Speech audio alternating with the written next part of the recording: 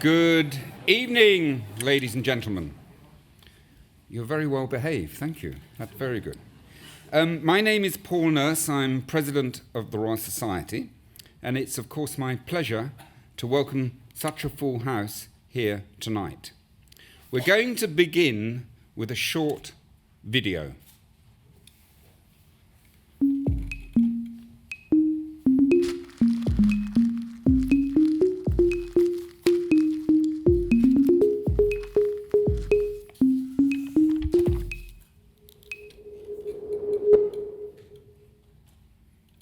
Good. It's not what you expect for the Royal Society, really, is it?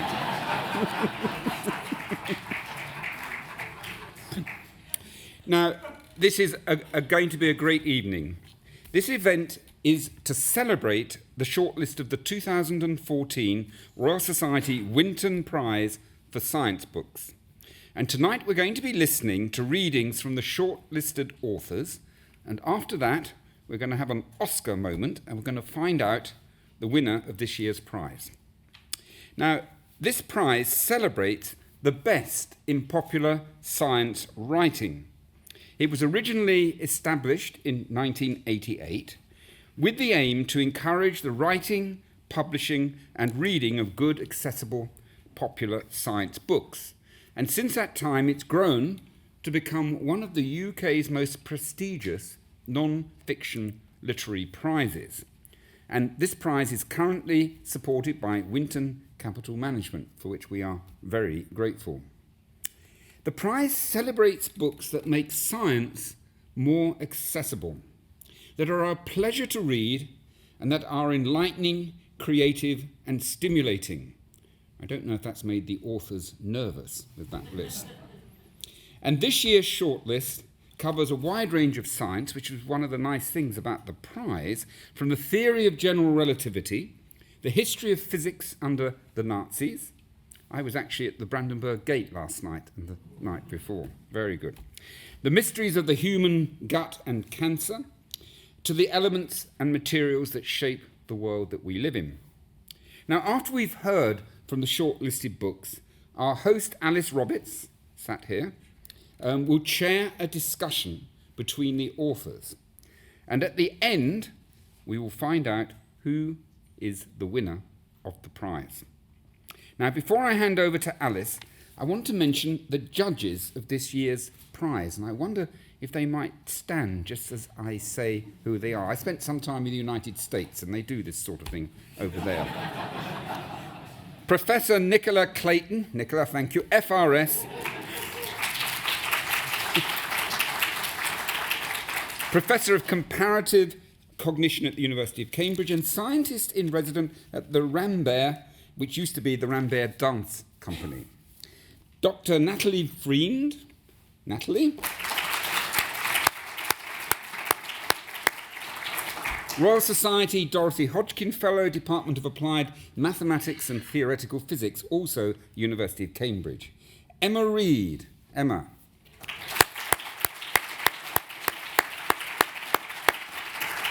Emma is head of factual and features at ITN Productions. Michael Frayne, Michael.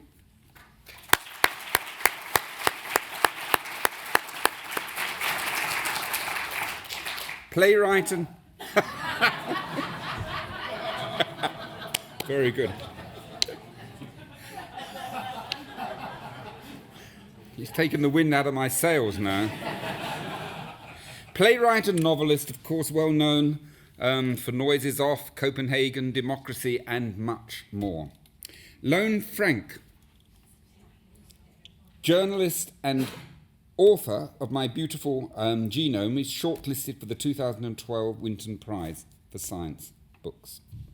Now, I want to thank the judges because they've done a lot of work. They've given up a lot of their time. They've read a great number of books. I'm actually overwhelmed with what they have to do, and we're really very, very grateful. And they had the very difficult task of choosing the 2014 winner. More of that a little later. And now I'm going to hand over to Alice. Please come up here, Alice.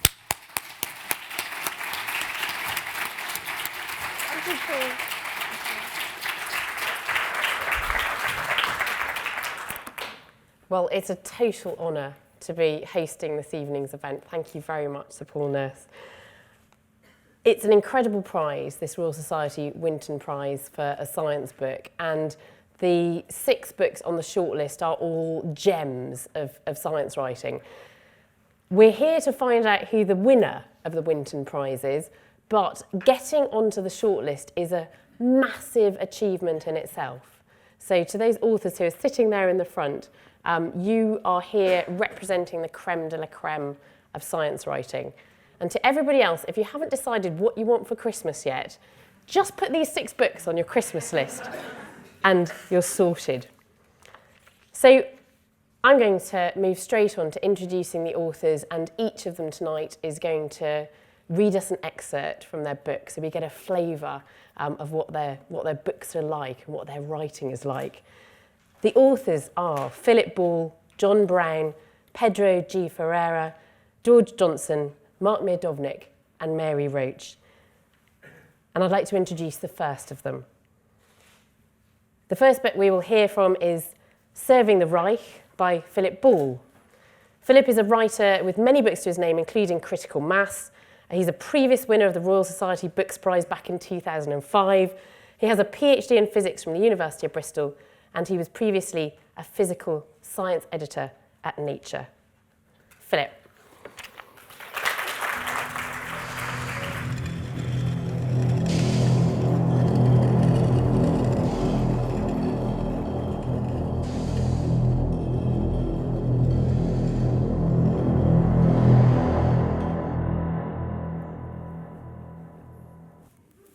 Very nice. Thank you. I want to read 2 very short extracts from my book, which will, I hope, give some impression of 2 different physicists during this difficult and extraordinary time of Nazi rule and the different responses they found. The first of them is Max Planck, who was really the senior statesman of German science during that time. And Planck has just ejected Einstein from the Prussian Academy of Sciences. Planck was the secretary, so he had to write Einstein this letter. The ejection of Einstein from the Prussian Academy of Sciences shows Planck at his most compromised. In some ways, his actions look all the worse for the fact that Planck was not one of the ultra-nationalist anti-Semites calling for Einstein's exclusion. At some level, he surely knew the injustice of it all, but his position is more tragic than despicable. He could not imagine what else to do. This equivocation in a fundamentally decent and honest but inflexible man is evoked pathetically in a description by Paul Avold of Planck's predicament the following year, symbolizing what must have been for him a permanent inner struggle. This is what Avold says. I think it was on the occasion of the opening of the Kaiser Wilhelm Institute of Metals in Stuttgart, and Planck, as president of the Kaiser Wilhelm Society, came to the opening. And he had to give the talk, and this must have been in 1934, and we were all staring at Planck, waiting to see what he would do at the opening, because at that time it was prescribed officially that you had to open such addresses with Heil Hitler. Well, Planck stood on the rostrum and lifted his hand half high and let it sink again. He did it a second time. Then finally the hand came up, and he said, Heil Hitler. Looking back, it was the only thing you could do if you didn't want to jeopardize the entire Kaiser Wilhelm Society. Everyone in German science was staring at Planck, waiting to see what he would do. And what he did was apparently to endorse the feeblest of responses, based on considerations of what was allegedly good for Germany in the long term. He had no plan, no moral compass beyond an innate goodness of heart, no precedent or historical model, nothing to guide him through the catastrophe that engulfed him and which in the end destroyed him.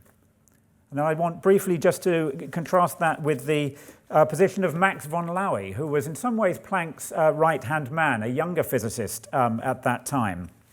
Laue's courage in defying Nazi demagoguery and interference was very rare among the physicists. To all of us minor figures, Paul Avold wrote later, the very existence of a man of Laue's stature and bearing was an enormous comfort.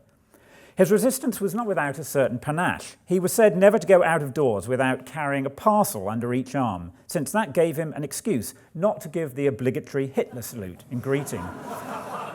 Laue was one of the very few physicists in prominent positions to move beyond private grumbles and little acts of defiance into open admission of his contempt for the Nazis. He saw that one could not simply stand aloof from National Socialism. Indeed, he implied to Einstein that he'd stayed in Germany only because his loathing of the Nazis made him desperate to see their downfall. "I hate them so much, I must be close to them," he told Einstein during a visit to the United States in 1937. After the war, James Franck said that Lowy was not a daredevil blinded against peril by vitality and good nerves. He was rather a sensitive and even a nervous man who never underestimated the risk that he ran in opposing Nazism. He was forced into this line of conduct because he could bear the danger thus incurred better than he could have borne passive acceptance of a government whose immorality and cruelty he despised. When we hear it said in defence of German physicists that not all men can be heroes, we should bear this remark in mind. It's not a matter of how strong your backbone is, but of how much your personal sense of morality can tolerate. Thank you.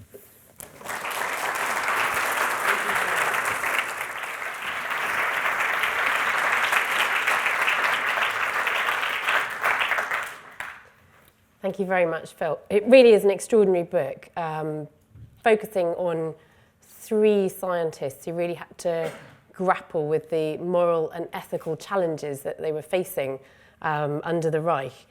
And it's not just a history book. I mean, that's the important thing about it, is that it's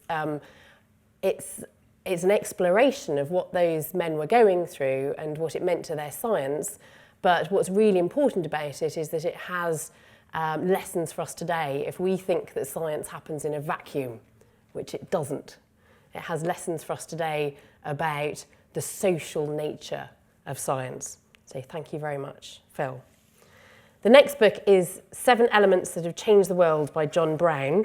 John, Lord Browne of Madingley, is an engineer, a collector, and a businessman. He is the former chief executive of BP. He's a fellow of the Royal Society and of the Royal Academy of Engineering. And his memoir, Beyond Business, was published in 2010. Now, unfortunately, he can't be with us tonight, but he has recorded a message for us.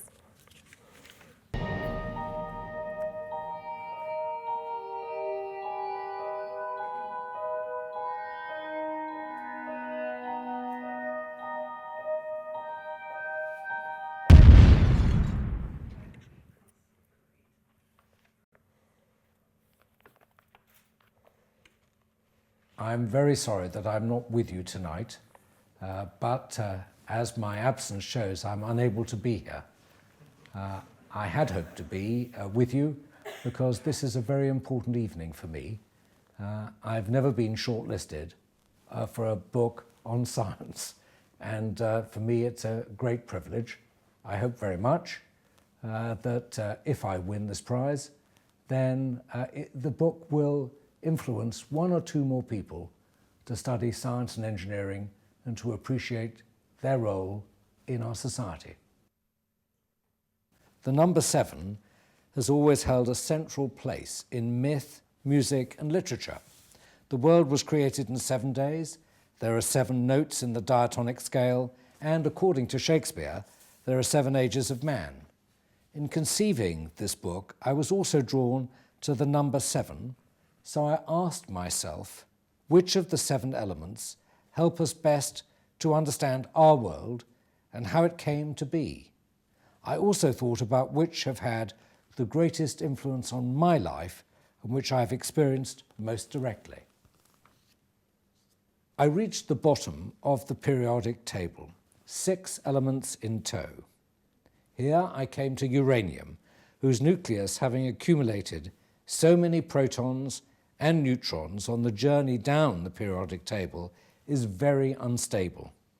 That characteristic defined the post-war era.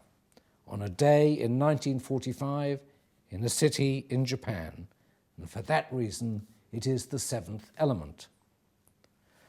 Time and time again, while writing this book, I've revisited the periodic table, questioning this choice of 7 elements and questioning the choice of the number 7. Iron, carbon, gold, silver, uranium, titanium, silicon. Each time these 7 elements have stood out as having most powerfully changed the course of human history. These 7 elements have shaped the vast complexities of our social, economic and cultural existence. These 7 elements hold a grip on our emotions and our history like no others. I cannot think of an 8th.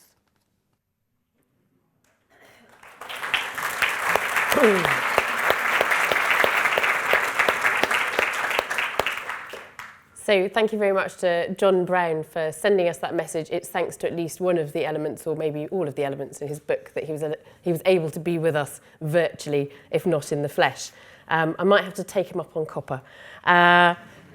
The interesting thing for me about this book was that it's a very humane science book. It's a book which could have just been about the elements themselves in a very narrowly focused way, but it's not at all. And even the way he's chosen those 7 elements, I think, as we heard there, it's the human context of the elements that he's interested in. So it does end up being a very humane science book. His chapter on iron, for instance, ends up not just being about the superiority of ironclad ships and steel in skyscrapers, but it's also about social inequality and philanthropy. So it is science and society together. So thank you very much to John Browne.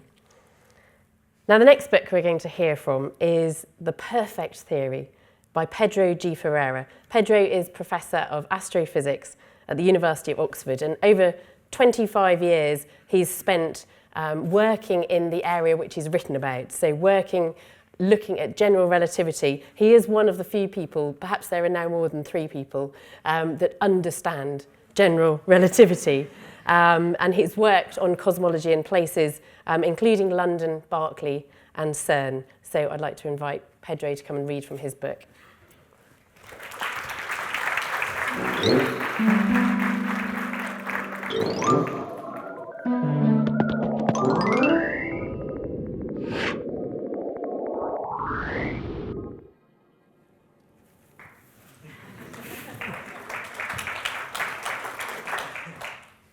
So I'm going to read a bit from the introduction, and it's basically where I explain how I got into all this, what sucked me into working in general relativity.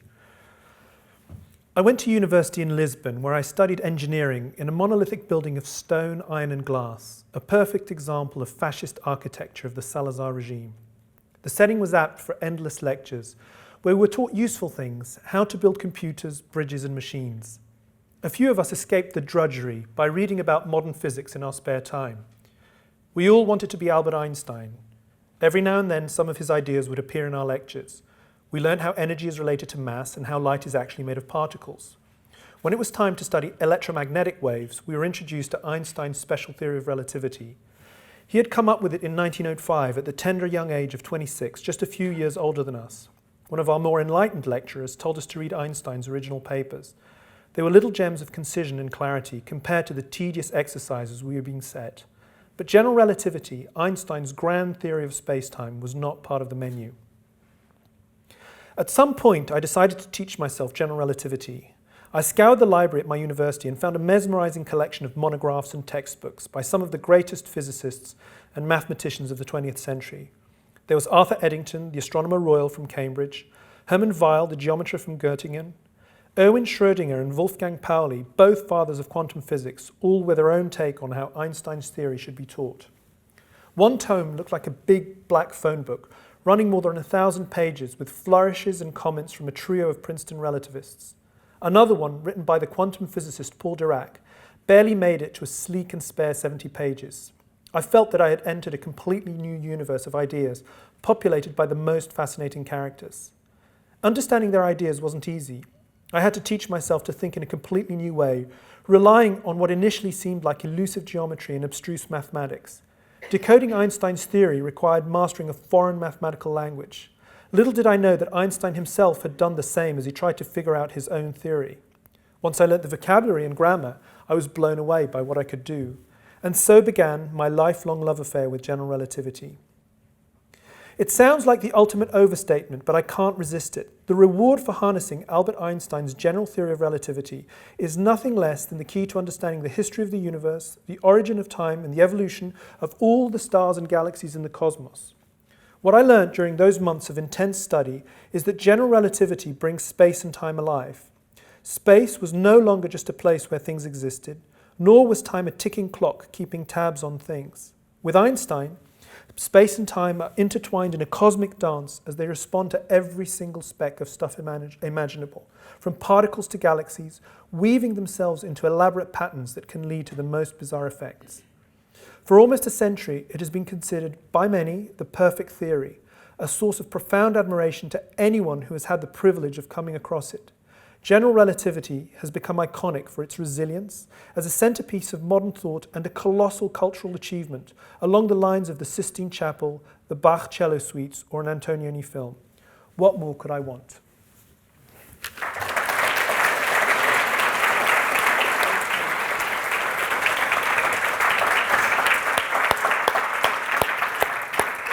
Thank you very much, Pedro. And I love that comparison with the Bach cello suites, because that is what this book is about. It's about the fact that science isn't separate from our culture, it is part of it. And it's also about people. So the book is very much about the people that, about Einstein himself, but then the people that took the theory and flew with it after that, and where the theory went. Because I think a lot of us feel as though it kind of stopped with Einstein, those of us outside of the field. And in this book, we discover how it's grown over the course of the 20th century and how it continues to grow now, and what the prospects are for the future, which are incredibly exciting. And it ends with the phrase, "Something fantastic is going to happen." It's a really great book. So thank you very much, Pedro. The next book is on a different theme entirely. It is The Cancer Chronicles by George Johnson. Now, George Johnson is a science writer for the New York Times, and he's also written for National Geographic, for Slate, Discover, Scientific American, Wired, and The Atlantic. And this is the third time that he has been here on the shortlist of the Royal Society Book Prize. Once he was here back in 1997 and again in 2001. So I'd like to invite George to come and read from his new book.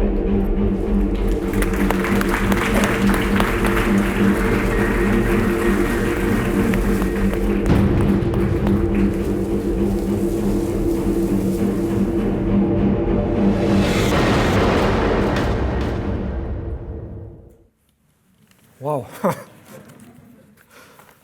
Well, thank you all very much. I'm going to read from chapter 3 of my book. The chapter is called The Consolations of Anthropology. And to give you a little context, the chapter begins in 1932 when Louis Leakey in Kenya, his team, discovered the Canum man, or rather the Canum jawbone. It was just a little piece of a jawbone, in fact, and it's known properly as the Canum mandible. And it contains, or in the inner curve of the jaw, what many people believe to be a petrified tumor, an osteosarcoma. You know, naturally, any diagnosis that old is going to be somewhat controversial, as is the age of the bone, but it's anywhere from early to late Pleistocene. But I tracked down the fossil at the Natural History Museum here several years ago, and as far as I could tell, it had never been on display. It was back in storage. I wanted to see the specimen for myself, and so on a spring day I arrived, as previously arranged, at the museum staff and researcher entrance on Exhibition Road. The man at the guard desk called ahead to Robert Krasinski, curator of vertebrate paleontology. He asked that you meet him by the giant sloth. It was easy enough to find. Hunched on its hind legs, the creature's plaster-cast skeleton towered over the heads of museum goers as it prepared to chomp at the top of an artificial tree. It had been standing that way for 161 years. Mr. Krasinski came out to greet me and then led me into the museum's inner sanctum. Waiting for me on a table by a window was the brown cardboard box he had retrieved from the museum stores. He carefully removed the lid. Inside was a smaller box, fashioned from balsa wood and cardboard and covered with a glass lid, and inside that was the Canum jaw. He placed it on a padded mat, 2 layers thick, to cushion it from the hard surface of the table. "All yours to look at," he said, and then went off in search of another fossil I had come to see, a medieval Saxon femur with an enormous growth that had also been diagnosed as a cancerous bone tumor. I thought I would be content just glimpsing the cannon jaw. I never expected to be left alone with it and to be able to hold it in my hand. It was dark brown and unexpectedly heavy and dense. It shouldn't have been surprising. It was a rock, really, petrified bone.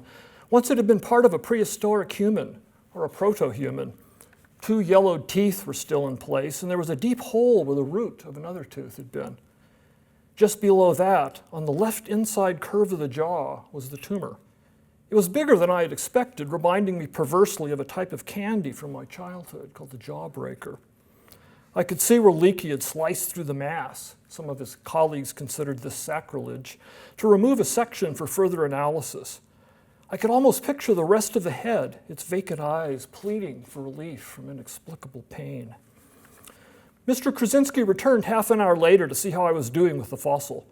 "Don't bring it too close to the edge," he warned.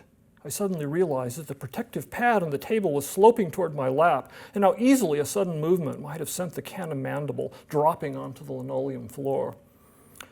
In the end, Mr. Krasinski was unable to find the cancerous femur I'd inquired about. "For another time," he said. "The museum stores were undergoing a renovation," he explained, and the bone had apparently been mislaid, along with the rest of the skeleton, all except for the skull. He pulled it from its box and let me hold it for a minute, so lightweight compared to petrified bone. Then he escorted me back across the barrier to the public portion of the museum. Hundreds of visitors of all ages coursed through the hallways. Some of them inevitably would get cancer, or they would love somebody who did. I wondered if anyone had been there for Cannon Man. Thank you.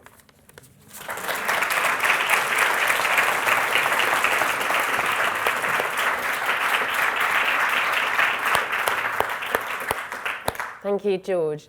Another extraordinary book, and focusing on the topic of cancer and really exploring how much we do know about it, but getting into the realms of how much we don't know about it. And it's a very brave topic to tackle, because it's a topic that remains so taboo. It is something that we don't like talking about. And it's very, very important to have books like this, where somebody has actually sat and thought about it for a long time and has investigated it and actually started off on that path because of somebody he loved. So again, a book which is about science, but which has a very human heart.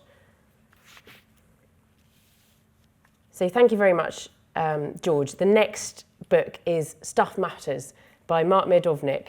Mark is Professor of Materials at UCL and Director of UCL's Institute of Making, which includes a vast library of stuff that matters. He appears in the Times inaugural list of the 100 most influential scientists in the UK, and he's worked as a television presenter for BBC 2 and BBC 4, so you might recognise him.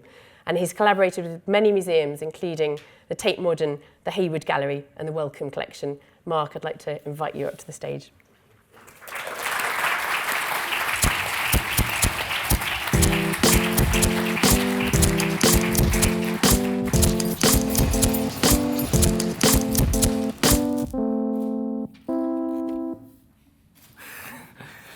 Thank you.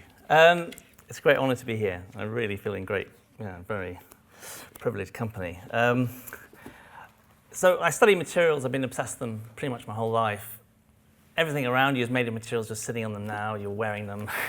It's very hard to think about trying to write about this subject because it's so great, it's everything.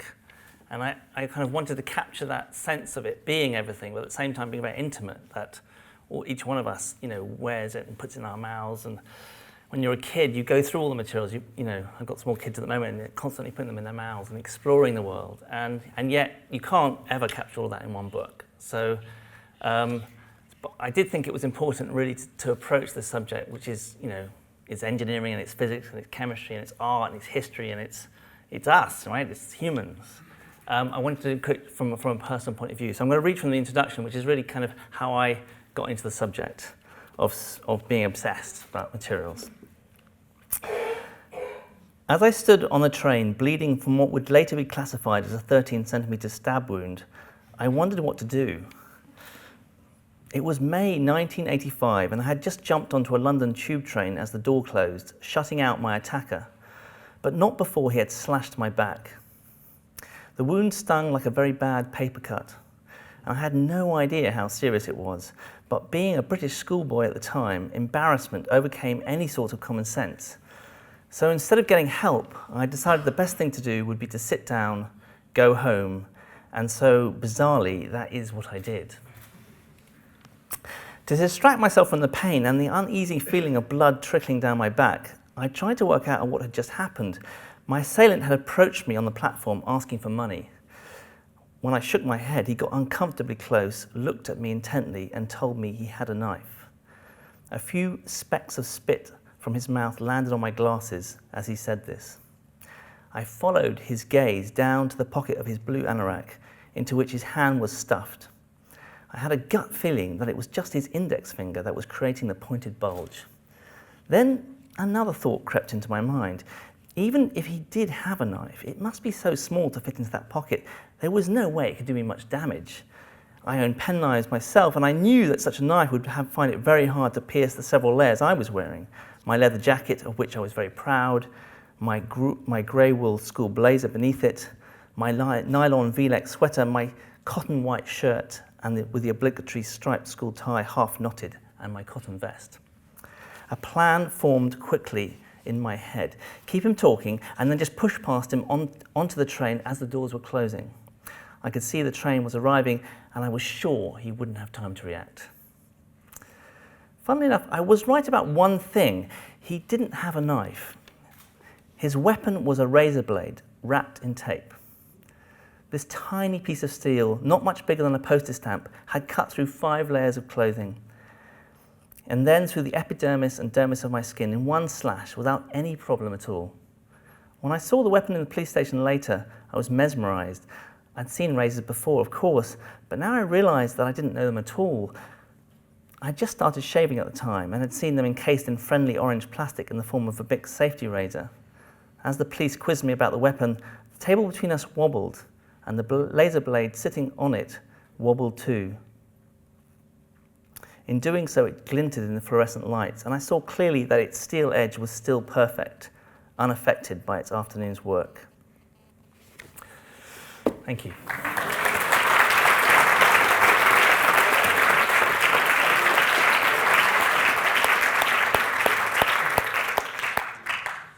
So that's about steel.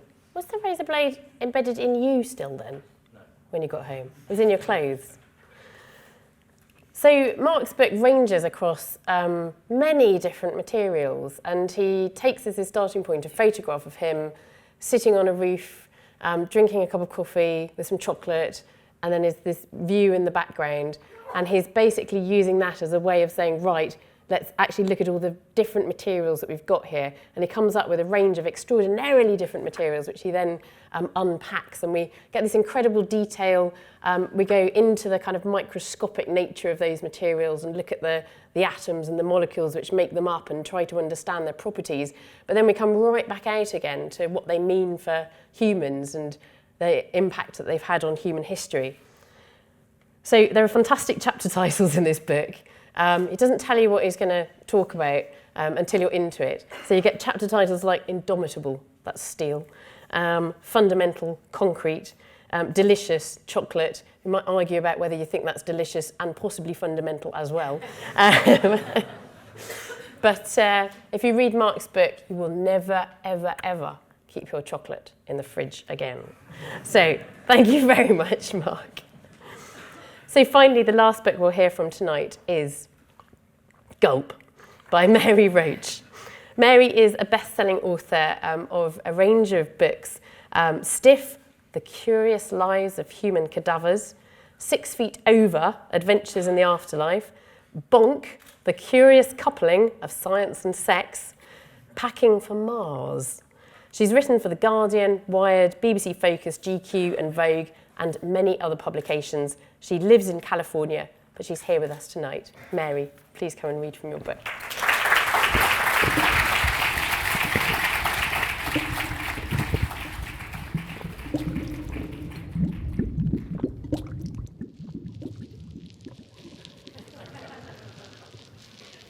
Well, that's less disgusting than I was imagining. Well, thank you all.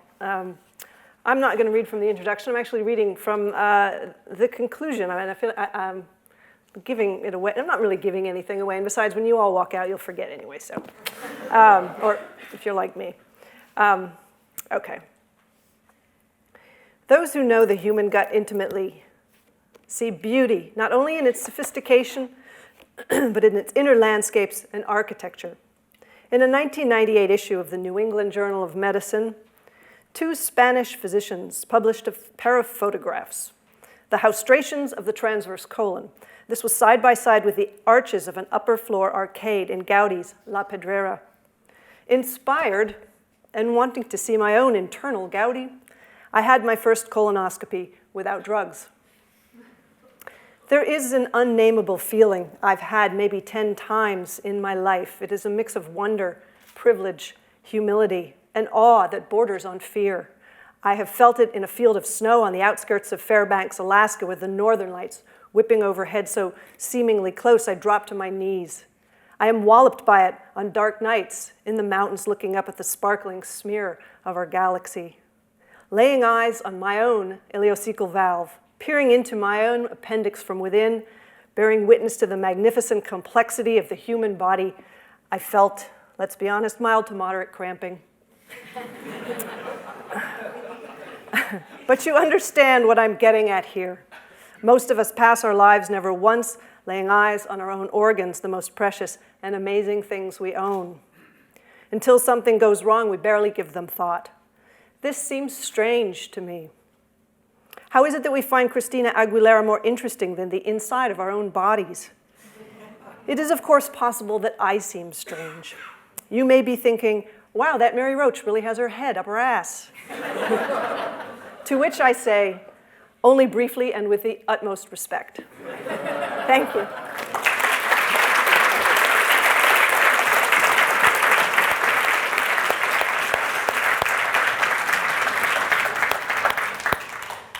Just from that short extract, you will have appreciated that this is an extremely funny book. It's a very interesting book. It is packed full of all sorts of bizarre facts about your guts, all the way from mouth to anus, and it is hilarious. There is a large section on the flammability of intestinal gas, and Mary has combed the medical literature looking for reports of explosions during endoscopic operations. She also describes the journey of a pill cam. If you don't know what a pill cam is, it's a very tiny, well, it's not that tiny, is it? It's a pill with a camera in it, and you swallow it, and it goes all the way through your gut, taking pictures as it goes. It is a fantastic bit of technology. It means we've been able to look at a bit of the guts that we've never been able to look at before, because we've never been able to shove anything far enough down that way or far enough up the other way to see the bit in the middle. But it gives us these amazing pictures, and the way Mary describes how it takes its pictures is fantastic. A pill cam documents its travels like a teen with a smartphone. I loved that, snapping away as it goes. So thank you very much to all of our authors for reading from your books, and I'd now like you to join me on the stage, and we'll have a discussion about the books. So please come up here and join me.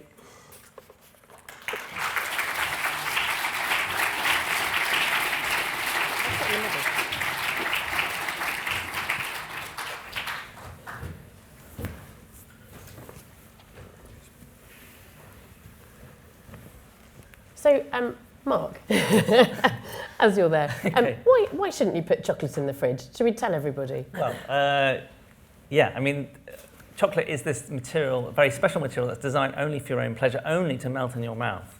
And it has a melting point that's just above the temperature of your mouth. So if you make the temperature much lower than that, when it gets into your mouth, it will take quite a long time to get up to its melting point. And before that happens, you'll get bored, and you'll crunch it, and you'll swallow it, and you will miss the whole point of chocolate, because the reason when it melts, it gives up 600 molecules that have to go up your nose for you to taste them. And if it's in your gut, over to you, Mary, then it's not going to do that. So don't chew chocolate, don't put it in the fridge, put it in your mouth, let it melt, enjoy. There are thousands of people around the world who've designed it to do just that. And Mary, you start off your book talking about taste and smell. Yeah, I was going to say, and while it's in your mouth, exhale, because you will be making use of your second set of nostrils. We all have two. We have the nostrils here, the external, but there's an internal set. And it's when you exhale, you're wafting these volatiles up into the nose in the same way that if the chocolate were here. But it doesn't do anything for you when it's there or in the refrigerator. It has to melt, release those. So that the second part of it is to exhale, but not too hard, because then you do what's called nasal regurgitation. Out the nose. Mary, what was the most bizarre thing that you'd learned about the human alimentary canal? Oh, wow. Geez, the most bizarre. Well, I spent an afternoon, maybe we shouldn't go into the rectum chapter. I was impressed with the rectum and the anus, because nobody really spends any time on the. It's just no. And I had to figure out a way. I wanted to have a setting, and there's no Institute of Rectal Studies. So I thought, well, what would sort of be an interesting place to go? And I thought somebody who was professionally involved with using the rectum for the purpose for which it evolved, which is a holding. It's a whole storage facility. So I spent some time in Avenal State Prison with some people who use it to smuggle things in and out. And the capacity of the human to override the defecation reflex is quite extraordinary. When pushed, you can really. A toilet brush features in. Yeah, let's not get into that. So moving swiftly on. Thank you, Mary. George, why did you start this book, which is all about cancer and about what we know about cancer? Why on earth did you start it in the Jurassic? Yeah, it was a hard decision, as it always is. How do you start a book? And for one thing, I figured no one is going to expect a book about cancer to begin with a dinosaur. And I'd run across this little factoid, way back in 2009, 2010, when I started researching the book, that there was a dinosaur fossil that was said to have the remnants of a metastatic bone tumor. And I thought, that is so interesting. And you'd see this little factoid like on, timelines from various cancer charities, and I just wanted to dig down into the footnote and kind of find out about this. So I found the paper in the Lancet, and I read it, and I got in touch with the discoverers, and it turned into this wonderful story about a urologist from Iowa who was on vacation in Colorado and saw this rock in a rock shop, and he looked at it and he thought, looks like an osteosarcoma. And he brought it home and kept it for a few years, and several years later he gave it to the state of Iowa archaeologist who thought it was interesting and kept it on a shelf for a little longer. And then at some point he was introduced to an expert on dinosaur pathology. So I thought it was just wonderful that there was such a subfield in even dinosaur oncology. And he passed the fossil on to him, and he wrote this paper just analyzing all the clues and what it looked like, and deciding that it was not an osteosarcoma, but rather it had the markings of a metastatic bone tumor, a tumor that had migrated to the skeleton of the dinosaur from somewhere else. So I just thought that was fascinating, just the sleuthing that went into this, and I decided it would be interesting to start my book by heading for the area in Colorado where he had discovered this in the rock shop, and kind of describing the landscape and using that as a way to begin the book and sound the various themes, including the antiquity of cancer. No, I think that's really fascinating, because I think that very often when we think about the pathologies that affect us, we often assume that they are just human pathologies, and we sometimes don't think about which other animals they might affect. And I used to work with researchers who worked on arthritis, and they were pretty sure that arthritis only affected humans. And I sort of said, I think most animals actually suffer from arthritis, but it says something about the antiquity of it, and also the kind of fundamental nature of it as well. Well, yes, of course, when I thought about it, it wasn't surprising. Once you have metazoan or multicellular creatures, you're going to, you have this delicate balance between all these cells and this beautiful harmony that has evolved over the eons, by which all of these cells can play their role. And if one cell starts expanding too fast, it has other cells to send its signals and slow it down. And then I remember reading this, it was actually a Scientific American popularization by Robert Weinberg, the great cancer researcher, of a landmark paper he wrote with another scientist called The Hallmarks of Cancer. And he just described how a single cell goes haywire and becomes a cancerous tumor, how it accumulates approximately, it varies, 6 different mutations. And from our point of view, it's getting these 6 deleterious mutations that allow it to do things like multiply faster than its neighbors, to defeat the safeguards and ignore or deflect the signals from the other cells. It learns how to turn off the little internal clock based on telomeres that tell it how many times it's divided. So normally a cell will be taken offline when it gets through too many cycles. And it's just fascinating how, to me, from its perspective, the perspective of the cell, these are all advantageous mutations, and it becomes fitter and fitter within the ecosystem of your body to the horror of the person who has it. And all of this was converging, many years ago when my wife at the time was diagnosed with the stage 4 metastatic cancer, which I'm happy to say she survived wonderfully. But that's really what got me thinking about this. And it took several years to really be able to sit down and figure out how I wanted to turn it into a book. So do you think writing the book actually helped you deal with the emotions of that whole process? It did, and just in general to realize, one thing that occurred to me, everything we read in the news and see on the television all the time about this causes cancer, that causes cancer, this helps keep you from getting cancer, and all of these things with very few exceptions like cigarettes and radium are just such tiny little influences, and that the most powerful carcinogen of all is entropy and randomness. And I was very moved to get some letters from readers who had someone in their family, a spouse or even a daughter in one case, who had died of cancer. And they were doing as we all do, thinking, God, what did I do wrong?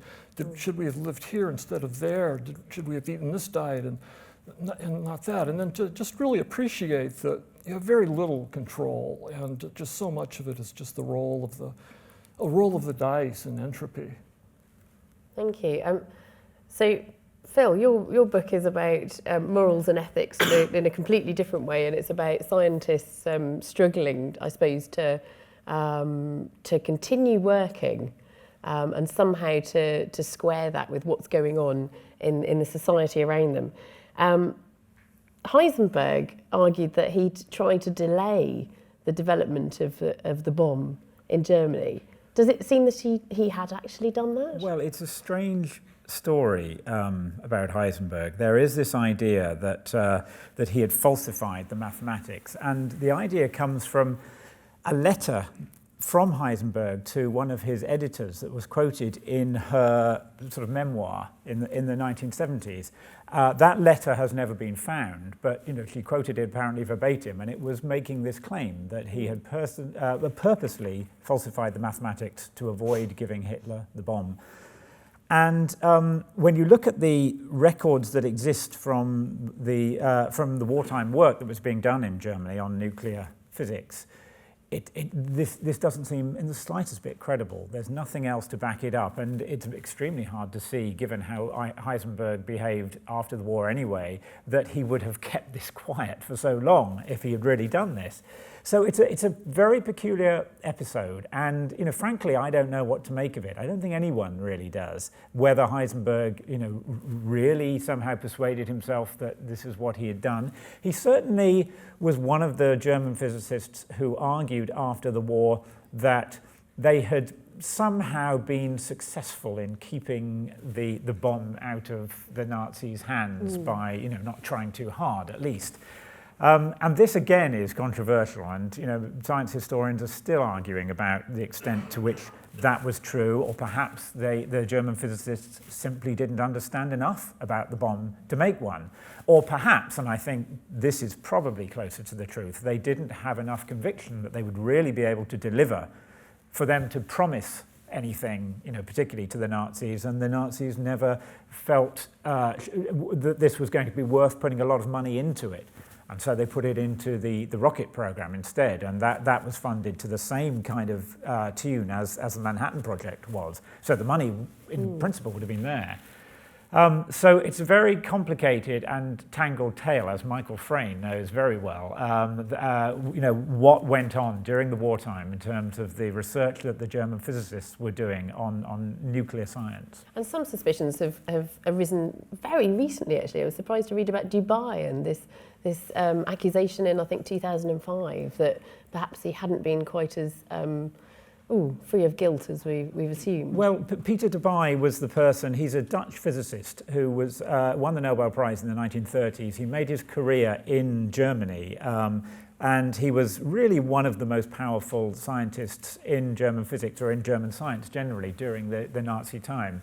He was head of the German Physical Society towards the end of it.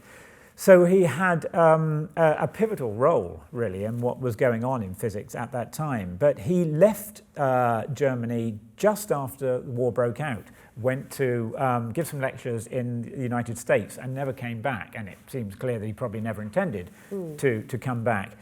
And because of that, he kind of had never really been involved in these questions of that science historians have looked at, of what the German physicists were up to. He kind of seemed blameless, I guess. He contributed to the Allied war effort while he was in America. And it was only in 2005 that his case came up again, when a Dutch physicist wrote a book that was essentially suggesting he had colluded with the Nazis during this time, that he'd been anti-Semitic. And I think making accusations that seem unfair, that seem excessive, but it raised the question of how to think about someone like Dubai. And I think Dubai is interesting because he is one of the many scientists who sit in this grey area during that period. He clearly wasn't sympathetic to the Nazis, I think that's clear. But neither did he find any effective way of opposing the measures that they brought in. He went along with some of them. And his concern, he always says, was to do what was right for science. And in better times, this would seem like a laudable thing to do. But I think that in those very difficult times, it was exposed as an inadequate response to the responsibilities that someone like him faced. Pedro, I'm interested to know what you think about that, because you're a practicing physicist. I mean, do you see yourself as being kind of separate and pursuing sort of science as a very kind of separate entity, or do you? Well, I think it's very easy to slip into that, and so what do I do? I'm in front of my computer and I'm working with my students, and we focus on mathematical problems and on simulations, and we do lead a life in which we are decoupled in many ways from what's going on around us. I can't imagine what it would be like to be in that situation. I mean, the more social issues that we get involved in my position have to do with academia and outreach and the way that academia is involved with the outside world, what kind of students we're taking on. But these kind of problems to do with my research, I wouldn't know. I don't know. I mean, it's. I was fascinated by your book because it's a book about astrophysics, a book about general relativity, written by an astrophysicist, but it's actually about people. That's what it's really about. Yes. So that obviously fascinated you as well. I mean, you were obviously drawn to general relativity from a very early age, but you were really interested in the personalities and the people themselves. The squabbles are extraordinary. No, I mean, look, I'm very lucky because, I'm not the only one. I mean, one of the things that I say in my book is general relativity is a bit of a cult. If you start working on it, you get sucked into it, and you become quite evangelical about it. There's a fellow of the Royal Society, Tim Palmer, who is very well known as one of the lead figures on simulation of climate. And the first time I met him, he said, I told him I'm writing this book, and he said, "Oh, I'm a relativist." I said, "But you work on climate change." No, I did my PhD with Dennis Sciama, who was one of the big fathers of general relativity, of the renaissance of general relativity here. This man, what he does is climate science, but he still sees himself as a relativist. So, I mean, relativity has this thing, it sucks people in. And the other interesting thing about relativity is, as you say, the characters are a bit bonkers, the fights there, Eddington, who was, absolutely brilliant man, was able to make some of the worst decisions. Towards the end of his life, he was writing this book which unified everything, which was the kind of stuff I get in emails on a daily basis. It was that kind of numerology, taken to an incredible level. But yeah, general relativity is full of brilliant people and a bit bonkers. Pedro, you know the emails are only going to get worse after tonight. I could sit here and talk to these people all evening. I expect you could sit here and listen to these people all evening. Unfortunately, at some point we will get kicked out of the Royal Society. And so thank you to all our authors. We're now going to find out who has won. And so I'd like to welcome to the stage David Harding, founder and chairman of Winton Capital Management, the prize's sponsor, and Sir Paul Nurse, president of the Royal Society.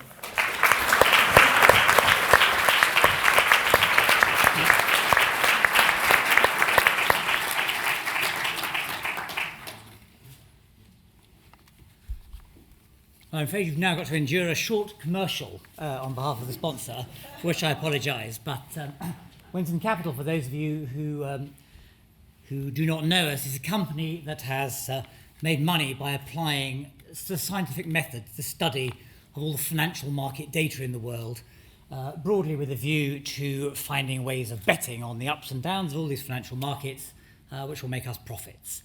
And we have had a considerable degree of success in that enterprise over the last 15 years, which has put us in the position to do things like sponsoring the Royal Society Winton Book Prize, which at least I'm sure everyone thinks is an unalloyed good, however they feel about companies like ours.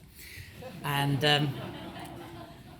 a justification for the connection for me to sponsor this book prize is that everything in science is connected, really. And it was only on the way over here that I read through the précis of the books. And it was just so easy for me to draw a link between nearly all these books and what we do. The link is a bit tenuous in some cases, and then some people might wish to impose an alternative interpretation on the link. But in the case of Philip's book, he writes about Werner Heisenberg. Well, Werner Heisenberg was famous for the uncertainty principle, which said that you can't know exactly how things are. You influence reality by measuring it. That's the essence of the Heisenberg's uncertainty principle. And we profoundly have to take that into account in all the research we do. In our interaction with the market, we study the markets, we affect it as soon as we enter into it. So there is a Heisenberg's uncertainty principle which applies to trading or betting in financial markets. John Browne's book, The Connection, is really extremely easy, 7 elements that change the world. He's got 3 of those we trade actively on the short and the long side. Actually, I made the sponsorship money back today from being short of oil, so that's good. There's a few more elements we trade, actually. I wasn't thinking, when he said he couldn't think of any more, I could think of quite a few other elements. I'm with you on copper as well, Alice, Pedro, the connection with Pedro's book, he writes about Chandrasekhar, and I was just so reassured to hear that in hard sciences like physics, if you say something which doesn't fit in with the conventional wisdom, no one believes you for 50 years. So that's great. We've been doing something for the last 25 years that's entirely impossible according to all the laws of economics, and put me in a very good position, such a good position that we have been able to make a connection with George's book, which is we have made a large donation actually to Cancer Research UK to help fund your Crick Institute, which is going to be the best biomedical institute in Europe, and which is, or the bit that we're paying for is the bit that has all the professors of bioinformatics who are going to use large heavy-duty computers to look through massive amounts of, really look through all the lump together all the data on all the people who've got particular types of cancers in the world, and do big data analysis, which will enable much more, presumably, drug discovery through more personalised treatment and more individual treatment, more specific treatment of particular types of cancer. So it's not much we're doing because he's the main event there, but we've been able to chip in, and every penny helps, doesn't it? Especially. I'm getting confused what hat I'm wearing. Mark's book, funnily enough, again, our success has enabled us to put money into materials science at Cambridge, into physics of sustainability, where we are funding research into new materials, which is designed to try and make the planet last a bit longer, or possibly even much longer, optimistically speaking. And our 2 big bets there, one of them we saw in Berlin yesterday, which is semiconductors, where Suchitra Sebastian was talking about trying to create room temperature semiconductors which would solve the energy transportation problem and make renewables a viable solution for the world. The other one is trying to basically come up with a chemical made of commonly occurring materials that uses quantum physics to turn energy into power, not into plants. We have that already, that's photosynthesis. But we need to do that for turning photons straight into electricity and power that can power the world. So I'm utterly persuaded of materials science. And if you don't think materials science is the sexiest thing out there, then I commend you to semiconductors. Semiconductors, you know. And Mary, after a hard day's hedge funding, my alimentary canal is a fine place to be, I can tell you that. So,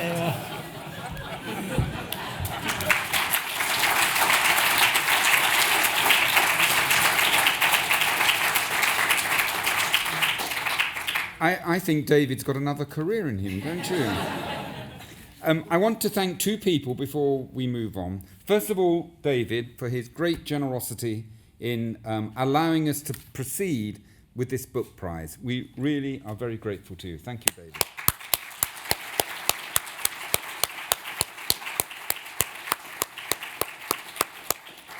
And long may you be enthusiastic. And the other person is, of course, Alice Roberts, who's done such a wonderful job at keeping all the authors in order and saying such interesting things. Thank you, Alice.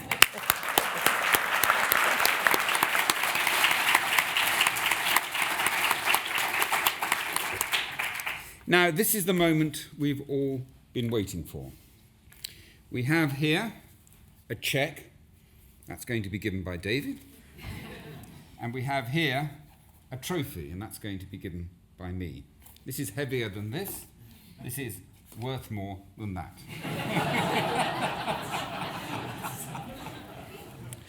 In the gold envelope, can you see this? It says 2014 winner. None of us on this stage know who the winner is. So I'm going to open it and read it out. And I try to make it dramatic. So I shall do it very slowly. It's a bit like come dancing, really, isn't it?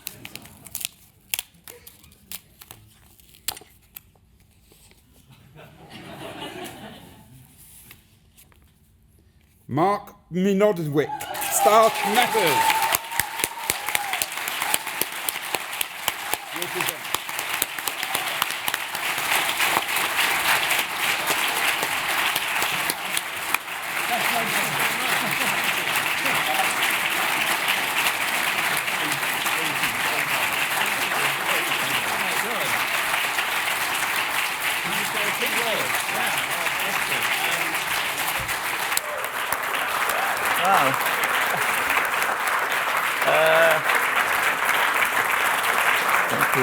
Thank you very much, everybody.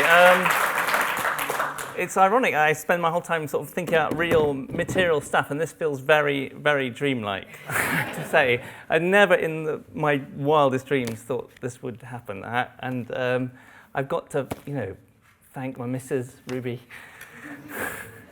She's brought all my luck to me, and and my two kids, and it's just been such a wonderful time. I wrote it when they were being born, and they brought me such a lot of creativity, and it's just true. People say to me how to write, well, they don't ask me how to write a book because I've just written only one in my life, but they say, I heard that you wrote a book while you're having kids, that must be a nightmare. And the truth is, it was a real sense of absolute kind of creative buzz, and I recommend it to everyone, it seems. And to my dad, my dear old dad, who's in the audience over there, and he brought me up and taught me how to do my stuff and repair things, and took me out of the hospital when I got stabbed, and and drove me home, and taught me all I need to know. My mum, unfortunately, is not here, and who died recently, but I wish she could have been here. She came to a lot of these events, I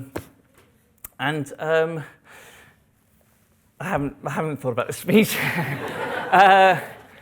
Will Hammond, who's my editor, who just taught me how to write a book, and Peter Tallock, who I think is here, my agent, who rang me up one day a few years ago and said, Peter, he said, Mark, it's time to write a book. And yeah, you've been so supportive, so brilliant and helpful, and thanks. And so yeah, thank you, and to the Royal Society and to everyone who's just been my fellow shortlisted authors. You know, it's just a real honour to be here and to be part of this kind of special time, and I just feel very honoured, and thank you all for coming and for giving me this fantastic check. Thank you very much. Thank you.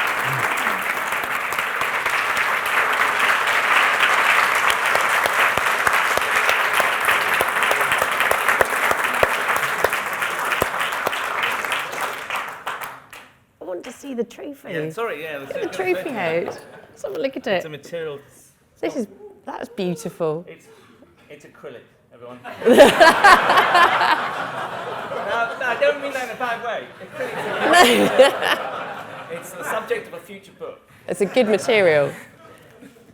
Thank you very much. Congratulations to Mark Miodownik with his wonderful book, Stuff Matters. Congratulations to all of our shortlisted authors. They are all absolutely wonderful books, gems of science writing. Thank you very much to the Royal Society for doing this. Thank you very much for Winton, for making it possible. And thank you everybody who has come along tonight. It's lovely to see so many people who are interested in science and science writing. And we'll see you all again next year. Thank you.